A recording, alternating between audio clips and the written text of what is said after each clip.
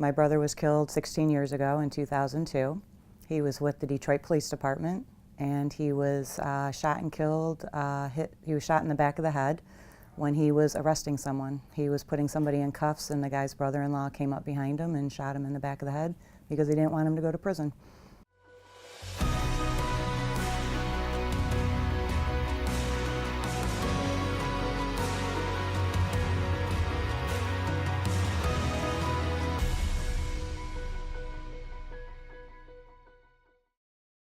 Andrea, it is an honor to have you on the show and connect with you. Why don't we just jump right in? Why don't you talk about what you're doing here at the Concerns of Police Survivors Conference this weekend?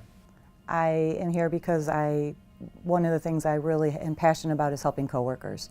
I think they're a forgotten survivor, and I try to get as many as I can here, and then once I'm here, I do what I can to help with the conference. So let's talk a little bit about your background. Okay. Who are you, Andrea? I am a sibling survivor. My brother was killed 16 years ago in 2002. He was with the Detroit Police Department, and he was shot and killed. He was shot in the back of the head when he was arresting someone. He was putting somebody in cuffs, and the guy's brother-in-law came up behind him and shot him in the back of the head because he didn't want him to go to prison. How do you begin to process that? How do you begin to recover from that tragedy? Thankfully, actually, it's the cops.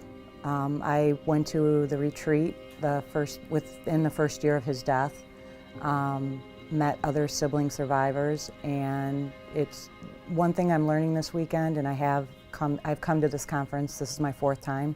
One thing I've learned is talking about what's happened is probably one of the best things you can do for yourself, and having other sibling survivors and talking about what happened to you is definitely part of the healing process. Why do you think it's so important for other police officers to attend events and conferences like this? Speaking about Detroit officers, I can't tell you how many of them have been through more than one death. We had an officer who was killed about 2 years ago. He actually knew my brother, wrote an article about my brother after he was killed, and a lot of the guys who worked with him were present for my brother's death, along with a lot of others. Detroit already this year has lost 3 officers. So those guys see a lot, they go through a lot, and they don't talk about it, they don't process it, they don't grieve. What was it about cops that really stood out to you? Because it's not like they come out the second that there's a death. There's a little bit of a time in between, and then they come out and support the families. Actually, our family, 2 cops represent my cops, Michigan Concerns of Police Survivors. 2 of their representatives when my brother was killed were in our kitchen the next day. I think some of the chapters do that. Our chapter doesn't really do that anymore, especially because Detroit they take care of their families, so there's not necessarily that instantaneous connection we need to make anymore. But we are there, we are in contact. I know several of the commanders, so I try to reach out to them when I hear of a line of duty death.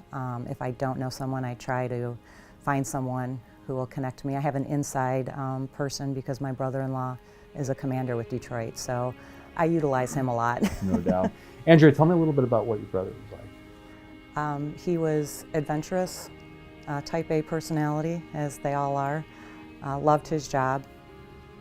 Would go on, one of the stories I heard about him is he made his partner go out on a stakeout in the middle of January, and he wouldn't leave until they found someone, and they were up in some tree waiting for the suspect to come out, and that was just the type. He definitely was a cop's cop.